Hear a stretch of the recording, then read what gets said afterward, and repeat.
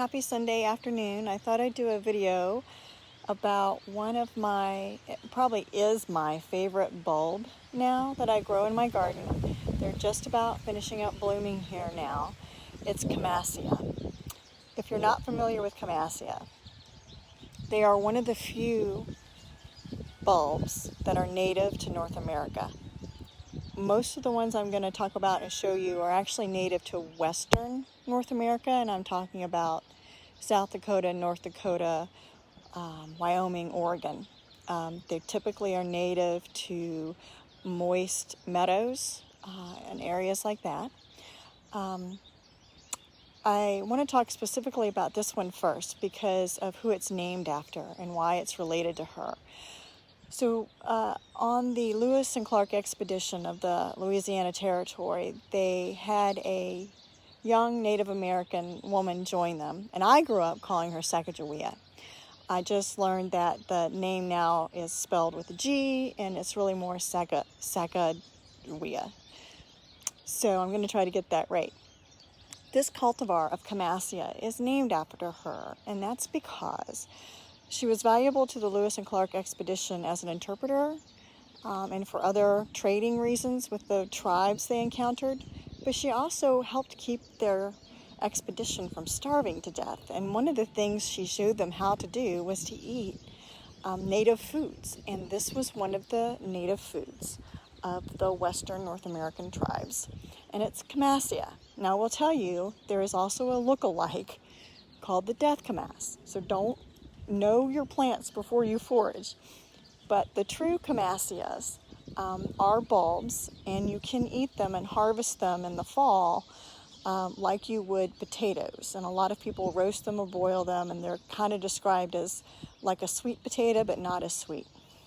So if you find the true Camassias, they are actually a native edible bulb, but they are gorgeous in your garden as well. When I first got them, I didn't know where I was going to plant them because I wasn't familiar with them, and I'd asked Brent Heath of Brent and Becky's Bulbs about native bulbs, and he recommended these, so I bought all that they had at the time.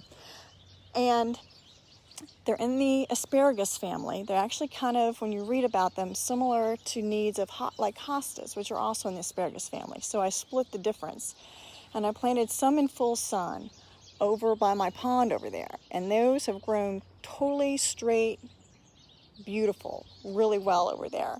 Then I put the others down here along this path, which actually has an opening in my canopy up here. But the blue and purple ones are already done, and they grow straight up and fine. The whiter ones bloom a little later, and I had to stake one over here. So they don't like to be moved much, but I'm probably gonna have to think about moving that one. They come in shades of purple and blue and white. This one, named for Sacajawea, is a really beautiful one because it's white flowers, and it also has the variegated foliage, which is unusual.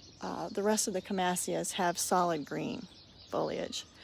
So I'm also excited to share, I have another one which is actually an eastern one, and it's much smaller and delicate, much smaller flowers, and it is native to Virginia. It is endangered and threatened in a lot of states if you can find it. I got this one from a local native plant vendor, and it has much smaller flowers, you can see, and it's native to more like moist woodlands, openings and moist woodlands.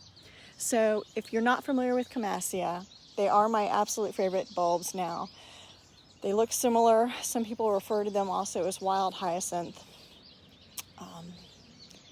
They're just a gorgeous addition to your garden. And they will tolerate part sun, but they grow a little bit straighter and fuller in full sun. And they're hardy to zones 3, and they like wet soil. They're pretty good sized bulbs. When you plant them, you have to plant them pretty deep. Anyway, that's Camassia.